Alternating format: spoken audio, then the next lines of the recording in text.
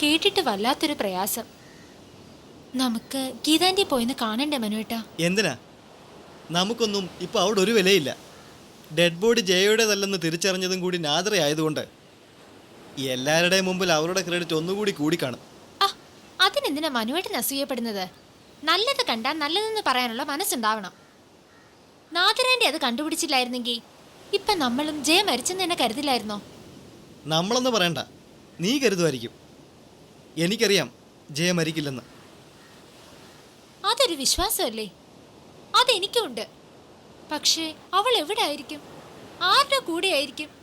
എന്തായിരിക്കും അവളുടെ അവസ്ഥയെന്നൊക്കെ ഓർക്കുമ്പോ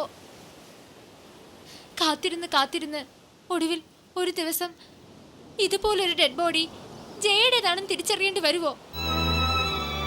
ഏയ് ഇല്ലടോ, അവൾ തിരിച്ചു വരുമെന്ന് മാത്രം നമ്മൾ ചിന്തിച്ചാൽ മതി. കൂടുതൽ ആലോചിച്ചാ ഇങ്ങനെ പലതും തോന്നും. ആ, നമ്മൾ എപ്പോഴാ ഗീതാന്റെ കാണാൻ പോണേ? എനിക്കെന്തോ വലിയ താല്പര്യം തോന്നുന്നില്ല. അവിടെ എങ്ങാനും ആ നാദരെ കണ്ട ഞാൻ അറിയാതെ വല്ലതും പറഞ്ഞു പോകും. മനുവേട്ടൻ എന്ത് പറയാനാ? ജയയുടെ ബന്ധുക്കൾക്ക് പോലും ഇല്ലാത്ത വെറുപ്പൊന്നും നാദരാന്റിയോട് മനുവേട്ടന് വേണ്ട. ശരി, എനിക്കിപ്പോൾ കുറേ എൻഗേജ്മെൻറ്റ്സ് ഉണ്ട്. ഒന്ന് ഫ്രീ ആവട്ടെ, എന്നിട്ട് നമുക്ക് പോയി കാണാം. എന്താ പോരെ? വേറെ ആരെ ഓർത്തിട്ടല്ല, ജയെ ഓർത്തിട്ടാ. അവളെ നമുക്കിങ്ങനെ മറക്കാൻ പറ്റുമോ മനുവേട്ടാ? ഇല്ല, ഒരിക്കലും ഇല്ല.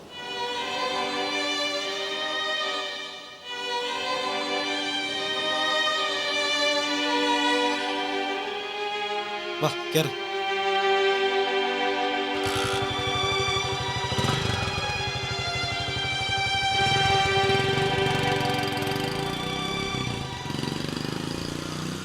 ഗീതയുടേത് ഒരു കൈവിട്ട മെൻ്റൽ പ്രോബ്ലം ആയെന്നും ഇപ്പം എനിക്ക് തോന്നുന്നില്ല. മകൾ മരിച്ചു എന്ന വിശ്വാസം മനസ്സിൽ ഉറച്ചു എന്നല്ലാതെ മറ്റു ഓർമ്മക്കുറവുകളൊന്നും കാണാത്ത സ്ഥിതിക്ക് അവരെ ഒരു മെൻ്റൽ ഹോസ്പിറ്റലിലേക്ക് മാറ്റണമെന്നുള്ള അഭിപ്രായമൊന്നും എനിക്കില്ല. അല്ലാതെ ഇപ്പോൾ ഈ ഒരു അവസ്ഥയിൽ വീട്ടിൽ കൊണ്ടുപോയിട്ട് എന്തെങ്കിലും ഗുണമുണ്ടോ ഡോക്ടർ?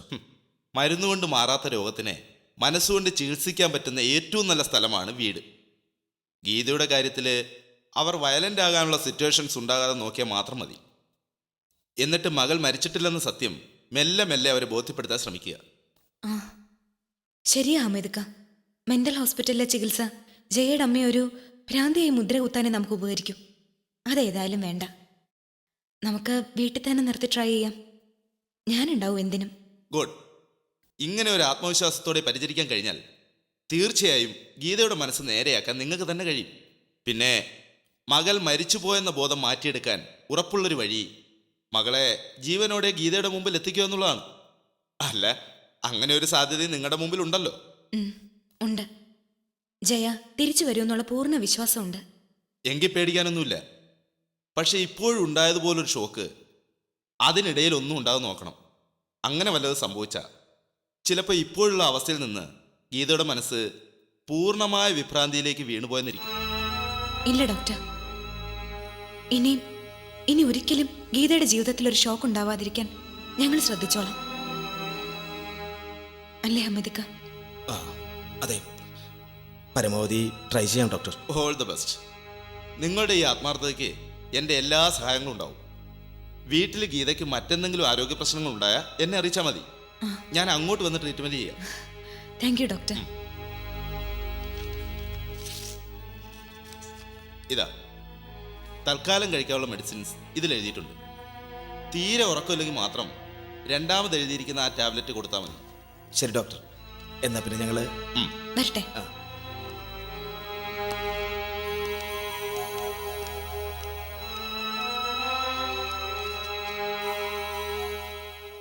ഒരു കാര്യം ഞാൻ പറയാം. ജിഷയുടെ അമ്മയെ സംബന്ധിച്ച് അവരുടെ മകള് നഷ്ടപ്പെടാൻ കാരണം നീ തന്നെയാ. അവർക്ക് വേണ്ടി ഇനി നീ എന്ത് ത്യാഗം ചെയ്താലും ശരി, മനസ്സിൻ്റെ താളം തെറ്റുന്ന സമയത്തൊക്കെ നീ അവർക്ക് ശത്രു തന്നെയായിരിക്കും. Better bear that in mind. ഇല്ല ജെഡി, ഞാൻ അവരുടെ ആജീവനാന്ത ശത്രുവാണെന്ന കാര്യം അവരെക്കാൾ നന്നായിട്ട് എനിക്കറിയാം. പക്ഷേ ആ പാവം സ്ത്രീ മനസ്സ് കൈവിടുന്ന നിമിഷത്തിൽ മാത്രമേ എന്നെ അങ്ങനെ കാണുന്നുള്ളൂ. അപ്പോൾ ആ മനസ്സ് ദയ അർഹിക്കുന്നില്ലേ? നീ അവരുടെ ആജീവനാന്ത ശത്രുവാണെന്ന് നിനക്ക് തോന്നേണ്ട കാര്യം എന്താ? നീ അവരോട് മനസ്സറിഞ്ഞ് ദ്രോഹം ചെയ്തില്ലല്ലോ. മനസ്സറിഞ്ഞിട്ടില്ലെങ്കിലും നമ്മൾ ഒരാൾക്ക് ദ്രോഹമാവുന്നു തോന്നിയ പിന്നെ അതിൽ നിന്ന് പിന്മാറണം. അല്ലെങ്കിൽ അത് അറിഞ്ഞുകൊണ്ടുള്ള ദ്രോഹം തന്നെയാവില്ലേ? എനിക്ക് നീ പറയുന്നത് മനസ്സിലാവുന്നില്ല. ജിഷ ഇവിടുന്ന് പോയത് നിന്റെ കുറ്റം കൊണ്ടല്ല. ചിലപ്പോ അവൾക്ക് നിന്നെ ഇഷ്ടമില്ലാത്തോണ്ടായിരിക്കാം. എന്ന് വെച്ച് അവൾക്ക് വേണ്ടി നിനക്ക് നിന്റെ ജീവിതം മാറ്റിവെക്കാൻ പറ്റുമോ? ഇത് ജെഡി ഇപ്പൊ പറയുന്നല്ലേ? ഒരു സമയത്ത് ജിഷയ്ക്ക് വേണ്ടി ജെഡി ഇത് ആഗ്രഹിച്ചിരുന്നില്ലേ? ഇല്ല. പ്രത്യക്ഷത്തിൽ അങ്ങനെ തോന്നാവുന്ന പെരുമാറ്റം എന്റെ ഭാഗത്തുനിന്നുണ്ടായിട്ടുണ്ടാവാം. പക്ഷെ ഒരിക്കലും മനസ്സുകൊണ്ട് നിന്നെക്കാൾ സ്ഥാനം ഞാൻ ആ കുട്ടിക്ക് കൊടുത്തിട്ടില്ല.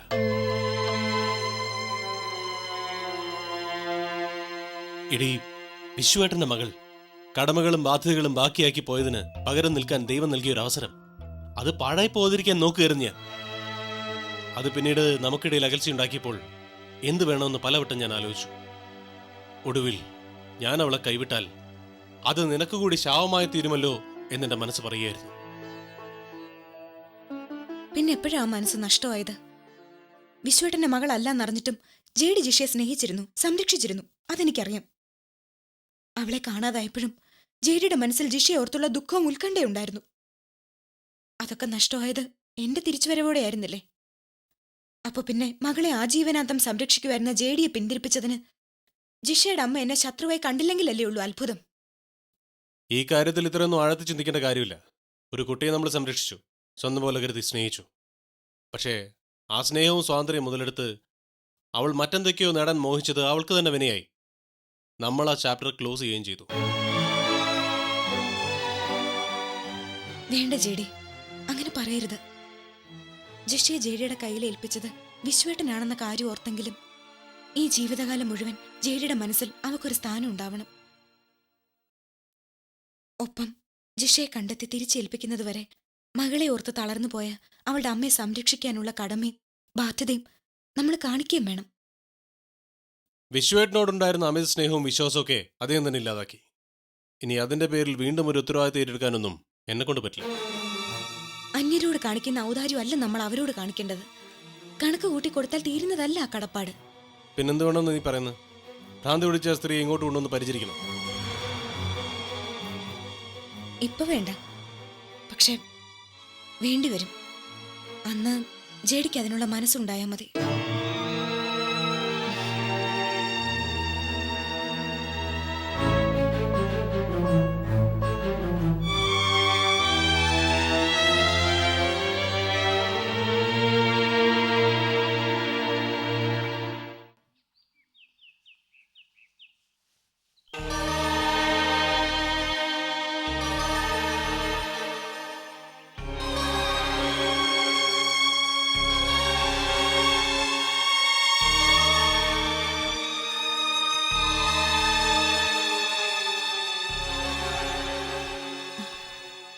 വാ ഗീതേ, വന്ന് കിടക്ക്.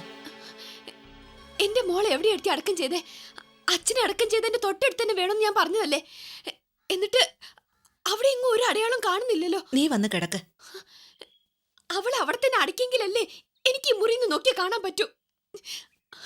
അതല്ലേ അപ്പോഴും ഞാൻ പറഞ്ഞത്.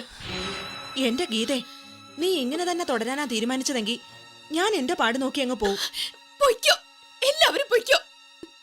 പക്ഷെ എന്റെ മോളുടെ ശവം പോലും എന്റെ കൺവെർട്ടിൽ നിന്ന് മാറ്റി തരാന്ന് പറയണം. അവളല്ലേ ആ നാദിര? എനിക്കറിയാം നിങ്ങൾ എല്ലാവരും അവളുടെ പക്ഷത്താ. എന്റെ മോളെ കൊന്നവളുടെ പക്ഷത്ത്. പടച്ചോന് നിരക്കാത്തൊന്നും വിളിച്ച് പറയല്ലേ ഗീതേ. നിന്റെ മനസ്സിൽ ജയമോള് മരിച്ചെങ്കിലും അവള് മരിച്ചിട്ടില്ലെന്നുള്ള സത്യം ഞങ്ങൾക്കൊക്കെ മനസ്സിലാക്കി തന്ന നാദിരയാ. എന്നെങ്കിലും ബുദ്ധി നേരെയാവുമ്പോ നീ അവളെ പൂവിട്ട് പൂജിക്കും. പിന്നെ എന്റെ കയ്യിലെങ്ങാനും അവളെ കിട്ടിയ ഞാൻ അവളെ കൊല്ലും. നാദര ഇങ്ങോട്ട് വരുന്നതും കൂടി ഇവിടെ ഇല്ലാതാക്കും. എന്തിനൊരു സഹായം അവളാ. ഈ സ്വഭാവം വെച്ച് നിനക്ക് കിട്ടാനുള്ളതും കൂടി നീ ഇല്ലാതാക്കിക്കോ. എനിക്കൊന്നും വേണ്ട. എന്റെ മോളെ എവിടെ അടക്കം ചെയ്തെന്ന് മാത്രം പറഞ്ഞാ മതി. ദാ നീ ആദ്യം ഈ ഗുളിക കഴിക്ക്, എന്നിട്ട് പറഞ്ഞു തരാം. എനിക്കൊന്നും വേണ്ടെന്ന് പറഞ്ഞില്ലേ? എല്ലാവരും ചേർന്ന് എന്നെ ചതിക്കുക. അവള് ദേവേട്ടിനെ കൂട്ടി വന്ന് എന്റെ മോളുടെ ശവം കൊണ്ടുപോയി കാണും. നിങ്ങൾ എല്ലാവരും അത് സമ്മതിച്ചും കാണും.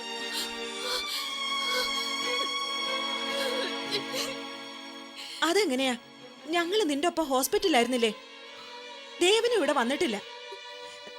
നിന്റെ മോൾ ഇവിടൊക്കെ തന്നെ ഉണ്ടെന്ന് കൂട്ടിക്കോ. എവിടെ എവിടെയായിരിക്കും അവളെ അടക്കം ചെയ്തത്? ഞാനൊന്ന് കണ്ടോട്ടെ. എന്റെ മോളുടെ കുഴിമാടെങ്കിലും ഞാനൊന്ന് കണ്ടോട്ടെ. കരയല്ലേ ഗീത, ഏട്ടത്തി എല്ലാം പറഞ്ഞു തരാം. നീ ഇരിക്കെ, ആദ്യം ഈ ഗുളിക കഴിക്ക. ഇങ്ങതാ ഞാൻ കൊടുക്കാം ലൈലേ, വെള്ളം കൂടി എടുക്ക. കഴിക്കേ.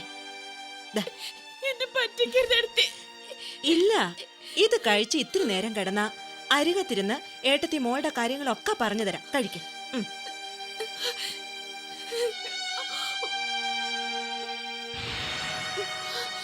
അല്പനേരം കിടന്നു.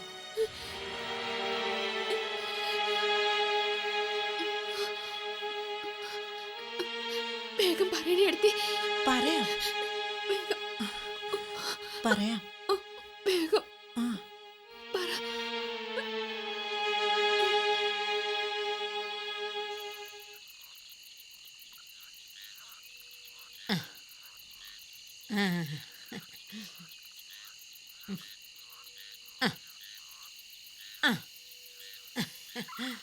മലങ്കാളി കാത്തു. ഇത് പേടിപ്പനി തന്നെ. അതാ മരുന്നിനടങ്ങാത്തത്. മലദൈവത്തിന് കോഴിയെ നേർന്നപ്പോ ക്ഷമിച്ചത്. ഇപ്പോ മോൾക്കൊരു ശീമനൊക്കെ വന്ന പോലെ ഇല്ലയോ? ഇനി മോള് പേടിക്കണ്ട. ഇനി സുഖമായിട്ട് ഉറങ്ങിക്കോ. നാളേക്കേ ഒരു വ്യാധിയും കാണുകയില്ല. കാളിത്തള്ള എനിക്ക് വേണ്ടി ഒരുപാട് കഷ്ടപ്പെട്ടു അല്ലേ? അതൊന്നും സാരില്ല മോളെ. ആർക്കെങ്കിലും വേണ്ടി എന്തെങ്കിലുമൊക്കെ ചെയ്തില്ലെങ്കിൽ പിന്നെ എന്തിനാ ഈ മനുഷ്യജന്മം? ഇതിനൊക്കെ പകരമായി തിരിച്ചെന്തെങ്കിലും എനിക്ക് ചെയ്യാൻ പറ്റുമോ? എന്താ പറ്റാണ്ട്? പക്ഷേങ്കി ഈ കാളിത്തല്ലയ്ക്ക് വേണ്ടി ഇനി മോളൊന്നും ചെയ്യണ്ട. ഇങ്ങനൊരു വിചാരം എന്നീ മനസ്സിലുണ്ടായാ മതി.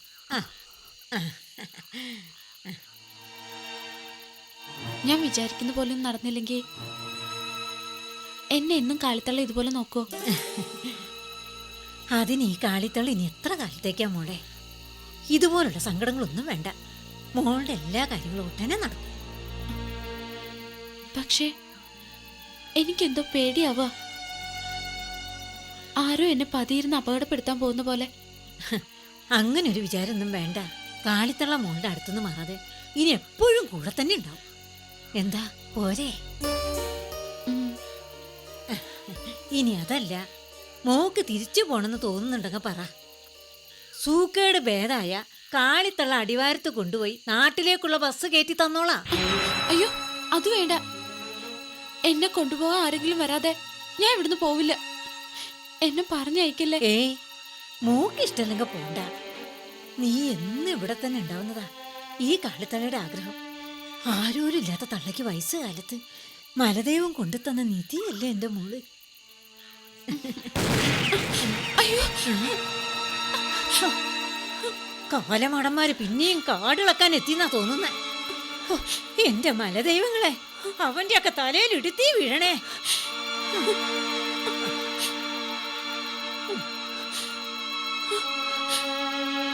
കുടിക്ക്. എനിക്ക് വേണ്ട. കുടിക്കും മോളെ.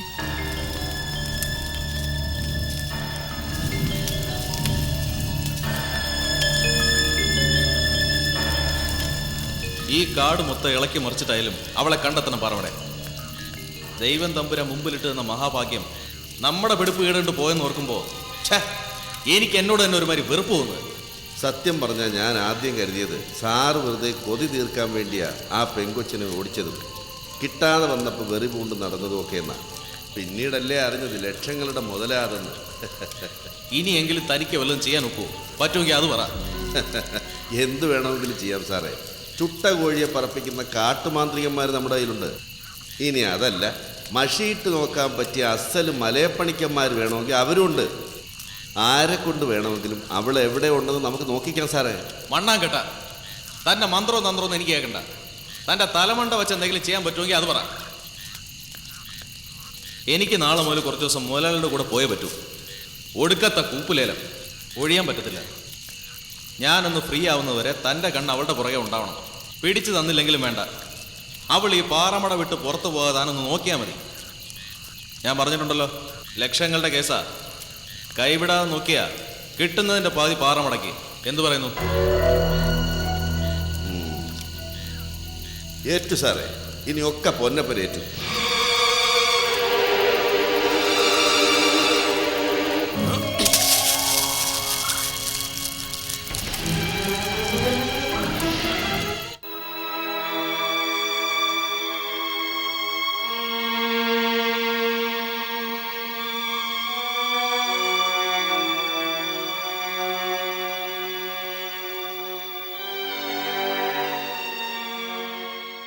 എന്താ ഇത്ര ഗഹനമായിട്ട് ആലോചിക്കുന്നത്? പുതിയ സബ്ജക്റ്റിനെ കുറിച്ചാണോ? നമ്മുടെ ലൈഫിനെ കുറിച്ച്. ഒരുപാട് പ്രശ്നങ്ങളിൽപ്പെട്ട് ഉലയുകയായിരുന്നു നമ്മുടെ ജീവിതം ഇതുവരെ. എങ്ങനെയൊക്കെയോ നമ്മളതിനെ അതിജീവിച്ചു. പക്ഷേ ഓളങ്ങളടങ്ങി ശാന്തമായിട്ടും മനസ്സർപ്പിച്ച് തുഴഞ്ഞിട്ടും സ്വസ്ഥമായൊരു തീരെ തടുക്കാൻ കഴിയാത്ത അവസ്ഥ. ചുറ്റും നിഴലുപോലെ വിടാതെ പിന്തുടരുന്ന അസ്വസ്ഥത. ഈ സ്ഥലത്ത് വന്ന് പെട്ടതിൻ്റെ കുഴപ്പമാണെന്ന് തോന്നുന്നു. ഈ മണ്ണ് നമുക്ക് പറ്റില്ല നാദ്ര. എന്നുവെച്ചാ ജെഡി എന്താ ഉദ്ദേശിക്കുന്നേ? നമുക്ക് ഇവിടം വിട്ട് പോകണം. കെട്ടുപാടുകളില്ലാതെ സ്വസ്ഥമായി ജീവിക്കാൻ കഴിയുന്ന സുരക്ഷിതമായ ഒരു ദൂരെ. ജെഡി അത് അതേ നടക്കൂ. നിന്റെ മനസ്സ് മുഴുവനിപ്പോൾ ജിഷയുടെ അമ്മയുടെ കാര്യത്തിൽ മാത്ര. ഇങ്ങനെ തുറന്നാ നിന്നെ എനിക്ക് നഷ്ടപ്പെടും. അതുണ്ടാവാതിരിക്കണമെങ്കിൽ നമ്മൾ എത്രയും പെട്ടെന്ന് ഇവിടുന്ന് പോകണം. എങ്ങോട്ട്?